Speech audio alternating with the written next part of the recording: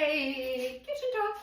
So yes, I'm in the same outfit as that other talk that I posted on the biochemistry of food. I compared it to baking a cake. So if you haven't watched that one, go back and watch it. In it, I did mention detoxing in the liver. So we want time between meals where we are not actively digesting food, especially when we go to bed at nighttime. Because if you're digesting your food when you go to sleep, you're not detoxing.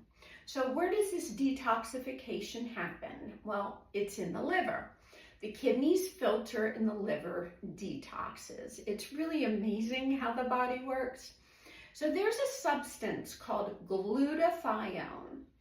And stay with me. Glutathione is made from antioxidants, from the foods we eat. And it's made from a lot of foods that have sulfur in them, like your broccolis and your cauliflower and your cabbages. So the body makes glutathione, and what it does is in your liver, it helps the detoxification process, meaning to push out heavy metals and to push out toxins, molds, and other things that your liver is working hard to eliminate from your body. So if you're not putting in the right ingredients, then this whole detoxification cycle gets stopped, meaning it doesn't work. But also if you're putting in maybe a little bit of the good stuff, but you're putting in toxins, like let's say you drink a lot of alcohol. The alcohol is a toxin and it starts to overload the liver, and you can eat as much broccoli as you want, but it's going to start to get a little sluggish because you're not able to make the glutathione or the glutathione you are making, let me get this clear, you are making, but it's being overloaded, meaning that's giving, like let's say I'm going to go to the gym and lift weights, and I can lift a certain amount of weights for my bicep curls. Let's say I'm lifting 15 pounds in each arm.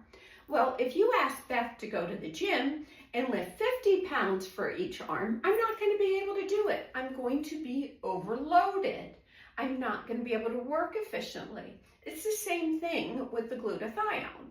So we want glutathione because it also supports white blood cells. It's another foundation of our immune system in staying healthy. And I'm going to go back to, remember all that drama about Tylenol?